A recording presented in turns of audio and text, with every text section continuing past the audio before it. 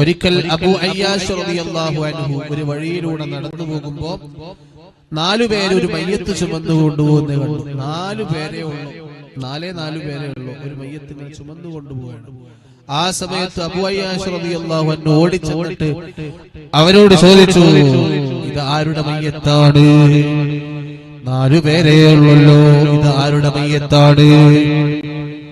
ഞാൻ ആദ്യമായിട്ടാണ് ഇത്രയും കുറഞ്ഞ പേരുള്ള ഒരു മയ്യത്ത് ചുമന്നു കൊണ്ടുപോകുന്നത് കാണുന്നത്. ഇതാരുടെ മയ്യത്താണ്? അബൂ അയ്യാശ് റളിയല്ലാഹു അൻഹു അവരുടെ കൂടെ 4 ആളല്ലേ ഉള്ളൂ, അതുകൊണ്ട് അവരുടെ കൂടെ അബൂ അയ്യാശ് തങ്ങളും പോയി. മയ്യത്ത് കൊണ്ടുപോയി, മയ്യത്ത് നിസ്കരിച്ചു, ഖബർ അടക്കം ചെയ്തു. മയ്യത്തിനെ ഖബറടക്കിയതിനു ശേഷം അവരോട് ചോദിച്ചു, ഇത് ആരുടെ മയ്യത്താണ്? അവര് പറഞ്ഞു, ഇത് ഇന്നാളുടെ മയ്യത്താണ്. ഈ മയ്യത്തിന്റെ ബന്ധുക്കളവിടെ? 4 പേര് മാത്രല്ലേ ഉള്ളൂ. എന്ത് പറ്റി ഇത്ര കുറഞ്ഞ ആളുകൾ? ഈ മയ്യത്തിന്റെ ബന്ധുക്കാരൊക്കെ എവിടെ? ആ സമയത്ത് അവര് പറഞ്ഞു, ഈ മയ്യത്തിന് ഒരു ഉമ്മ മാത്രമാണുള്ളത്. ഈ മയ്യത്തിന് ആകെയുള്ളത് ഉമ്മ മാത്രമാണ്, വേറെ ആരുമില്ല. ആ ഉമ്മ ഞങ്ങളെ കൂലി തന്നിട്ട് പറഞ്ഞയച്ചതാണ്. മയ്യത്തിനെ ഖബറടക്കാനും മയ്യത്ത് നിസ്കരിക്കാനും ഞങ്ങൾക്ക് കൂലി തന്നിട്ടുണ്ട്. ഞങ്ങൾ 4 ആൾക്കും കൂലി തന്നിട്ടുണ്ട്. കൂലി തന്നിട്ട് ഞങ്ങളെ പറഞ്ഞയച്ചതാണ്.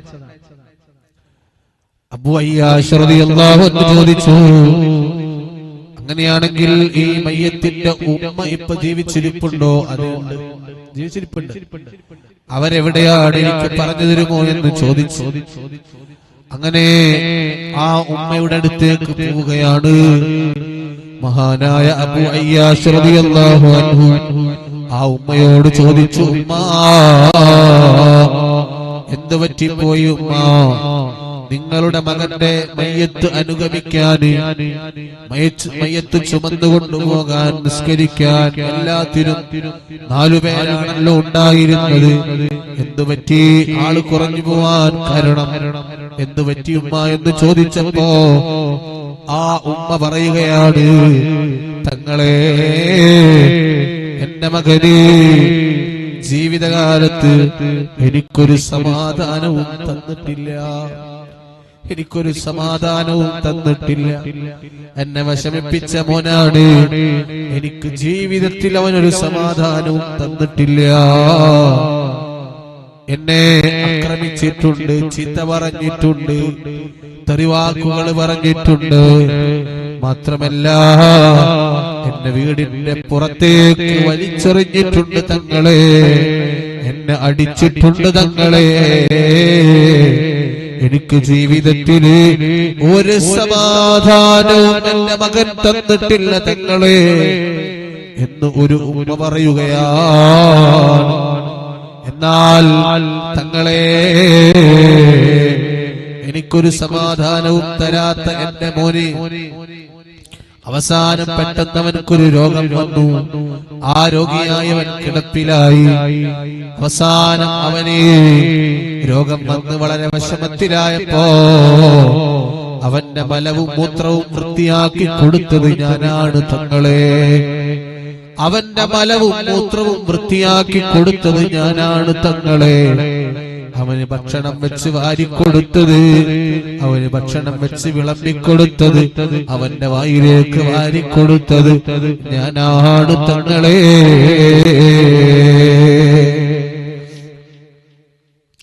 ബഹുമാനപ്പെട്ട അബൂ അയ്യാശ് തങ്ങളോട് ആ ഉമ്മ പറയുകയാണ്, അവസാനം അവന്റെ രോഗം മൂർച്ഛിച്ച് അവന് വിഷമമായി.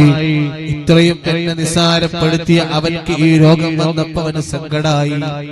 അവന് മനസ്സിലായി അവന്റെ നിസ്സാരത എത്രത്തോളം അവനക്ക് മനസ്സിലായി. അവന് പിന്നെ എന്നെ വേദനിപ്പിച്ചതിൽ ഖേദമായി. അവൻ എന്നോട് മരണസമയത്ത് എന്നോട് അവൻ എന്റെ കൈകൾ പിടിച്ചു പറഞ്ഞത്, ഉമ്മ എനിക്ക് പൊരുത്തപ്പെടണമെന്നാണ്, എനിക്ക് പൊരുത്തപ്പെടണമെന്നാണ്. എന്റെ എല്ലാ തെറ്റുകളും എന്റെ പ്രിയപ്പെട്ട ഉമ്മ നിങ്ങൾ പൊരുത്തപ്പെടണമെന്ന് പറഞ്ഞിട്ടാണ് എന്റെ മോനെ ഈ ലോകത്തോട് പറഞ്ഞു പോയത്. എന്റെ കവിളിലേക്ക് അവൻ മുത്തം വെച്ച് എന്നോട് പൊരുത്തപ്പെടണമെന്ന് പറഞ്ഞു. മാത്രല്ല, ഞാൻ മരിച്ചാലേ നിങ്ങൾ എന്റെ കവിളിലേക്ക് നിങ്ങൾ അടിക്കണം, ചവിട്ടണമെന്ന് അവൻ പറഞ്ഞു. കാരണം അത്രയും സങ്കടം അവൻക്കായി അവൻ എന്നെ അടിച്ചതാണ്. അതുകൊണ്ട് അവൻക്കതിന്റെ ഒരു സമാധാനക്കേട് കൊണ്ട് അവൻ പറഞ്ഞതാണ്, ഞാൻ മരിക്കാൻ പോവുകയാണല്ലോ ഉമ്മ, ഞാൻ മരിച്ചാൽ നിങ്ങൾ എന്റെ കവിളിലേക്ക് ചവിട്ടണമെന്ന് വരെ അവൻ പറഞ്ഞു. അവന്റെ വിഷമം കൊണ്ട് പറഞ്ഞതാണ്. അതേ, എന്റെ മകൻ എന്നോട് പൊരുത്തപ്പെടണമെന്ന് പറഞ്ഞപ്പോ അതുവരെ എന്റെ മകൻ ചെയ്തു പോയ എല്ലാ തെറ്റുകളും ഞാൻ മറന്നുപോയി തങ്ങളെ. ഞാൻ അവൻക്ക് എല്ലാം പൊരുത്തപ്പെട്ട് കൊടുത്തു തങ്ങളെ. അങ്ങനെയാണ് ഉമ്മമാര്. നമ്മളെന്തവരോട് ചെയ്താലും ഒരൊറ്റ നിമിഷം നമ്മള് അവരോട് പൊരുത്തപ്പെടണമെന്ന് പറഞ്ഞാൽ അവരെല്ലാം അത് മറക്കും. കാരണം എന്തെന്നായാലും അവർക്ക് നമ്മൾ മക്കളാണ്, അവര് പ്രസവിച്ചതാണ് നമ്മളെ, അവരുടെ മക്കളാണ്. അതുകൊണ്ട് നമ്മൾ എന്ത് ചെയ്താലും പൊരുത്തപ്പെടണമെന്ന് പറഞ്ഞാൽ അവരത് പൊരുത്തപ്പെടും. ആ ഉമ്മ പറയാണ്, ഞാൻ എന്നോട് ഇങ്ങനെയൊക്കെ എന്റെ മോന് ചെയ്തിട്ടുണ്ടെങ്കിലും എന്നോട് അവൻ പൊരുത്തപ്പെടണമെന്ന് ഖേദിച്ച് പറഞ്ഞപ്പോ ഞാൻ അതെല്ലാം പൊരുത്തപ്പെട്ടു കൊടുത്തു. ആ മോൻക്ക് അവിടെ ഒരു അവസരം കിട്ടി. ഇതുപോലെ നമുക്ക് കിട്ടിക്കൊള്ളുന്നുണ്ടോ?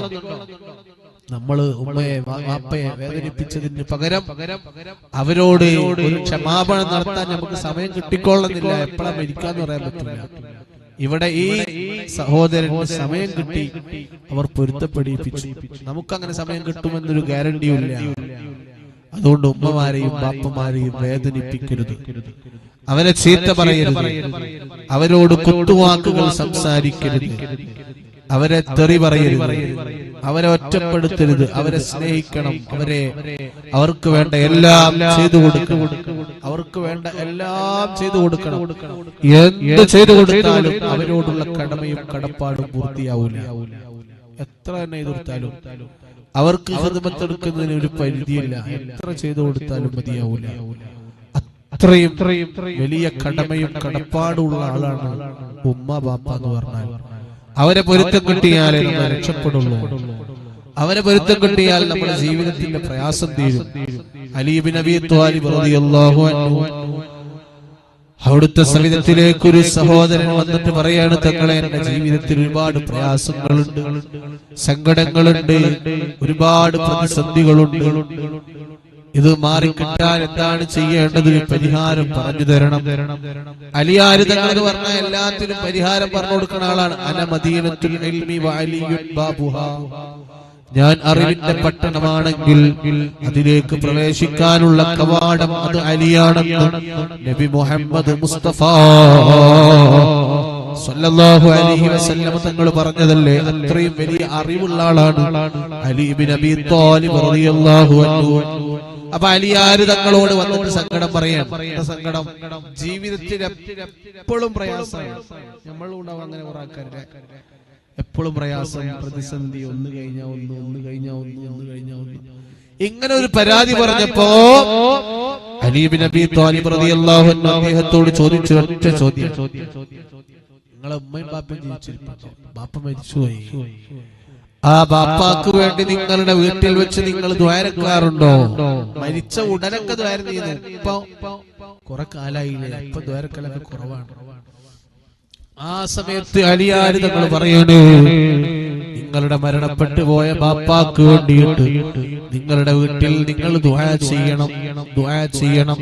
അങ്ങനെ നിങ്ങൾ ദുആ ചെയ്താൽ, അവർക്ക് വേണ്ടി നിങ്ങൾ പ്രാർത്ഥന നടത്തിയാൽ നിങ്ങളുടെ എല്ലാ പ്രയാസങ്ങളും മാറുമെന്ന് അലി ഇബ്നു അബീ ത്വാലിബ് റളിയല്ലാഹു അൻഹു.